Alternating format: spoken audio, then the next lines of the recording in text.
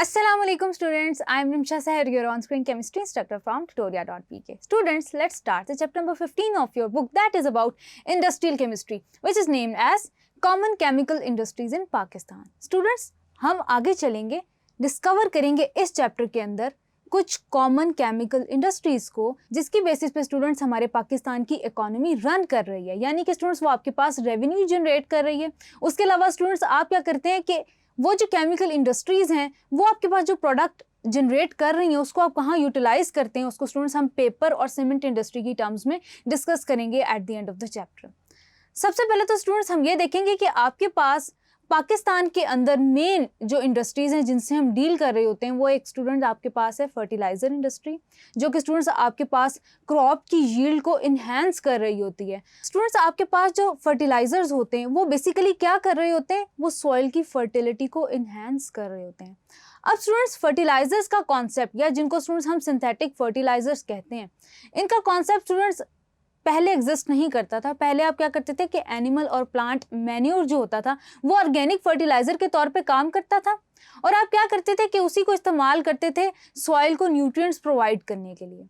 लेकिन students time के साथ साथ क्या होता चला गया कि पॉपुलेशन ज़्यादा होती चली गई। पॉपुलेशन जब इंक्रीज की आपके पास इन नंबर्स, यानी कि आपके पास एक्सपोनेंशियली पॉपुलेशन एक्सप्लोजन हुआ, तो स्टूडेंट्स हमें ये ज़रूरत पेश आने लगी कि हम अपनी क्रॉप यील्ड को बढ़ाएं, जिसके लिए स्टूडेंट्स हमें एक्सेसिव न्यूट्रिएंट्स प्रोवाइड करने पड़े सॉइल्स को। अब स्टूडेंट्स वो जो न्यूट्रिएंट्स हैं वो प्लांट्स अपने अंदर एसिमिलेट करते हैं इन टर्म्स ऑफ फर्टिलाइजर्स।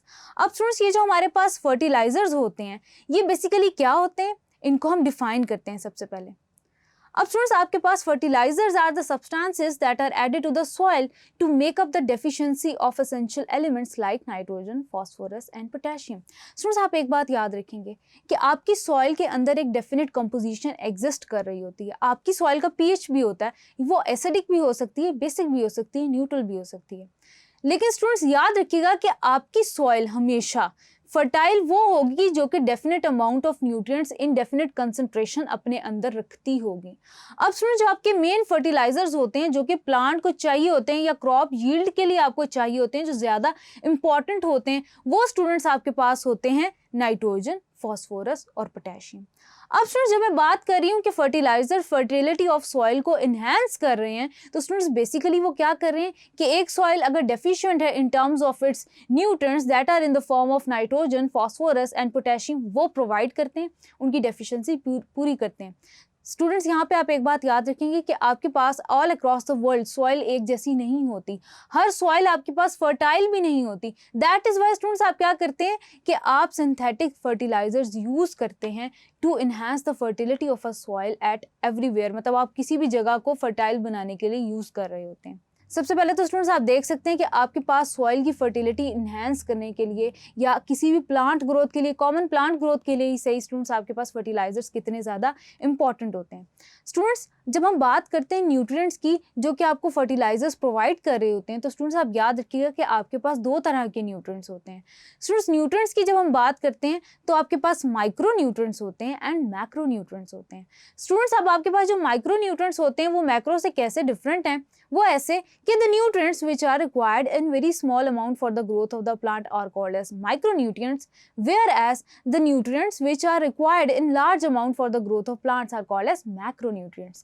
अब स्टूडेंट्स आप याद रखेंगे कि आपके मैक्रो और माइक्रो का डिफरेंस आपको समझ आ गया होगा, यानी कि आपको डिफरेंट क्वांटिटीज के अंदर चाहिए, आपको माइक्रो न्यूट्रिएंट्स स्मॉल क्वांटिटीज के अंदर चाहिए। और स्टूडेंट्स याद रखिएगा कि आपकी सॉइल की फर्टिलिटी इसी सूरत में इन्हांस्ड रहेगी या ऑप्टिमम रहेगी जब आपके ये जो माइक्रो न्यूट्रिएंट्स हैं ये एक ऑप्टिमम या आपके पास एक एवरेज कंसंट्रेशन के अंदर या अप्रोप्रिएट कंसंट्रेशन के अंदर एग्जिस्ट कर रहे होंगे।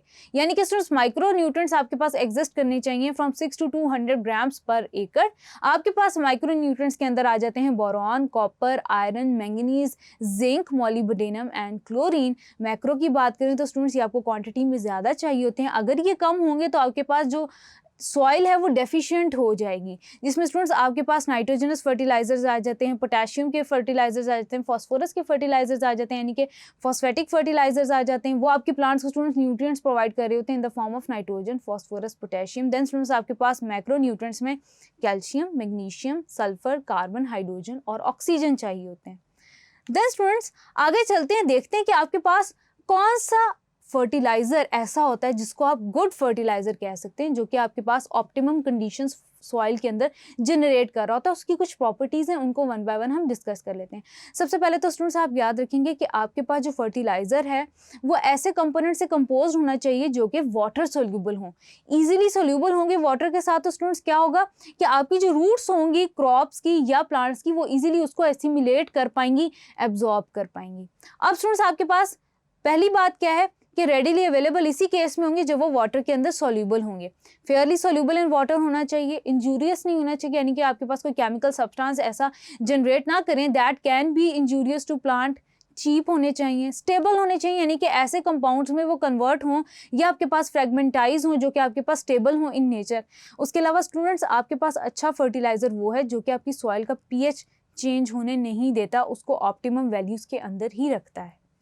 अगर स्टूडेंट्स आपके पास कोई फर्टिलाइजर पीएच चेंज कर रहा है तो आप उसके साथ, अगर आपका पीएच एसिडिक कर रहा है तो आप उसके लिए जो है ना कोई लाइम सोल्यूशन यूज़ कर लेते हैं। अगर बेसिक कर रहा है तो स्टूडेंट्स आप उसके लिए कोई एसिडिक सोल्यूशन यूज़ कर लेते हैं, यानी कि आप चीज़ों को बैलेंस करते हैं हमेशा जब भी आप फर्टिलाइजर यूज़ करते हैं। लेकिन एक ऑप्टिमम फर्टिलाइजर स्टूडेंट्स वो होगा जो पीएच चेंज ना करता हो। उसके अलावा स्टूडेंट्स अगर आपके पास रेन वगैरह की रेनी कंडीशंस हो तो ईजिली एसिमुलेट कर ले, आपके पास जो है ना फर्दर किसी कंपाउंड्स में या ब्लॉकेज में कन्वर्ट ना हो। उसके अलावा स्टूडेंट्स आप एक बात याद रखेंगे कि आपके पास ये जो नाइट्रोजन, फॉस्फोरस और पोटेशियम, ये जितने भी आपके पास फर्टिलाइजर्स इनमें इस्तेमाल किए जाते हैं कंपाउंड्स स्टूडेंट्स, वो आपके पास प्लांट्स के अंदर डिफरेंट तरह के फंक्शंस जो होते हैं वो परफॉर्म कर रहे होते हैं। लाइक स्टूडेंट्स आपके पास एजिंग का प्रोसेस है, आपके पास ग्रोथ का प्रोसेस है। उसके अलावा स्टूडेंट्स आपके पास कलर ऑफ द प्लांट्स, यानी कि आपके पास जो ग्रीन कलर आ रहा होता है लीव्स का, वो भी स्टूडेंट्स इन्हीं फर्टिलाइजर्स की वजह से आ रहा होता है।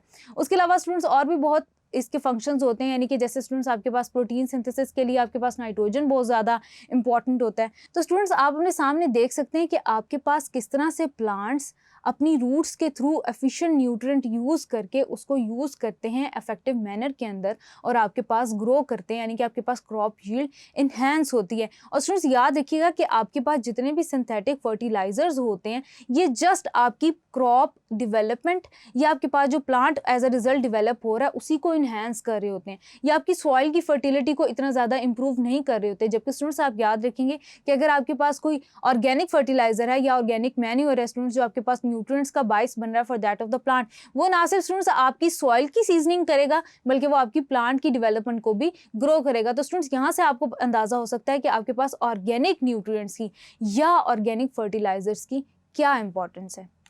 आगे चलते हैं स्टूडेंट्स, फर्टिलाइजर्स को हम क्लासीफाई करते हैं और वन बाय वन उनको स्टडी करते हैं। सबसे पहले तो स्टूडेंट्स आप याद रखेंगे कि आपके जो फर्टिलाइजर्स होते हैं उनको क्लासिफाई किया जाता है according to the nature of element that is present in them. Students आप याद रखेंगे कि हम उन्हीं फर्टिलाइजर्स को डिस्कस करेंगे जिनके अंदर आपके पास मैक्रो न्यूट्रिएंट्स ज़्यादा परसेंटेज के अंदर प्रेजेंट हैं, यानी कि स्टूडेंट्स नाइट्रोजन, फॉस्फोरस, पोटेशियम, जो कि स्टूडेंट्स आपके ये फर्टिलाइजर्स आपको ये मेन न्यूट्रिएंट्स जो हैं या ये main elements in the form of nutrients provide कर रहे होते हैं। क्लासिफिकेशन देख लेते हैं। आपके पास students that having phosphorus are called as phosphatic fertilisers and that containing potassium are called as potassium fertilisers.